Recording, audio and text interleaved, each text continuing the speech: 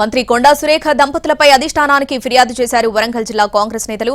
కొండా మురళిపై చర్యలు తీసుకోవాలని కోరారు. మేం కావాలో కొండా ఫ్యామిలీ కావాలో తేల్చుకోండి తేల్చి చెప్పారు. మురళి వ్యాఖ్యలు మా దృష్టికి వచ్చాయన్న ఇన్ఛార్జ్ మీనాక్షి చెప్పారు. ఈ వ్యవహారంపై విచారణకు కమిటీ వేయాలని నిర్ణయించారు. జిల్లాకు సంబంధం లేని నేతలతో పారదర్శకంగా విచారణ చేయిస్తామని నేతలకు హామీ ఇచ్చారు.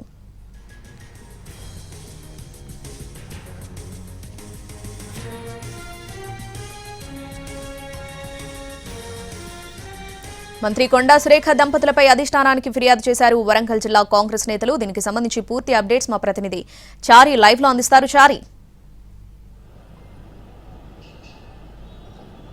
రాష్ట్ర వ్యవహారాల ఇన్ఛార్జి మీనాక్షి నటరాజన్తో గంటకు పైగా వరంగల్ జిల్లాకు సంబంధించినటువంటి కాంగ్రెస్ ఎమ్మెల్యేలు, ముఖ్యమైనటువంటి నాయకులు భేటీ అయ్యారు. ఈ సందర్భంగా గడిచిన ఏడాదిగా వరంగల్లో జరుగుతున్నటువంటి పరిణామాలు, కొండా ఫ్యామిలీకి సంబంధించినటువంటి అంశాలన్నిటి మీద కూడా ఈ సమావేశంలో చర్చించారు. ఇటీవల జరిగినటువంటి పరిణామాలు, ఆ పరిణామాల వెనుక ఉన్నటువంటి కారణాలు, ఇలాంటి అంశాలన్నిటికీ సంబంధించినటువంటి మీడియా ప్రకటనలకు సంబంధించినటువంటి క్లిప్పింగ్స్ కావచ్చు, వాటికి సంబంధించినటువంటి డాక్యుమెంట్తో పాటుగా ఉమ్మడిగా ఒక ఫిర్యాదునైతే చేశారు. కొండా మురళిపై ఇమ్మీడియట్ గా క్రమశిక్షణ చర్యలు తీసుకోవాలని పట్టుబట్టారు.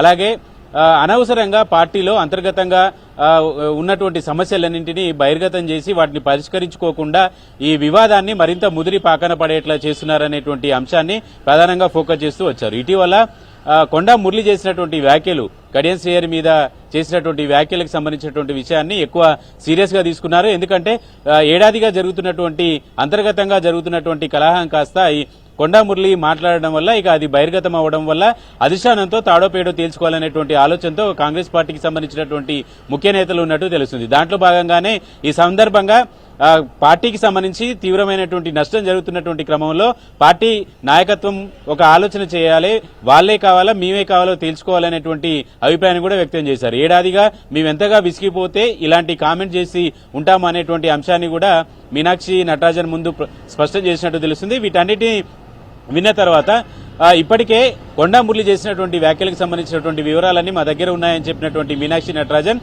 టోటల్ ఎపిసోడ్ మీద విచారణ చేయడానికి ఒక కమిటీని వేయాలని నిర్ణయించినట్టు వచ్చినటువంటి జిల్లా నాయకులు కూడా చెప్పారు. అయితే ఆ విచారణకు సంబంధించి ఆ జిల్లాకు సంబంధం లేనటువంటి వాళ్ళని ఈ కమిటీ వేయించి వాస్తవంగా ఏం జరుగుతుంది అనేటువంటి నివేదికను తీసుకుని ఖచ్చితంగా చర్యలు తీసుకుంటామని వచ్చినటువంటి ఎమ్మెల్యేలకు నచ్చజెప్పేటువంటి ప్రయత్నం చేశారు.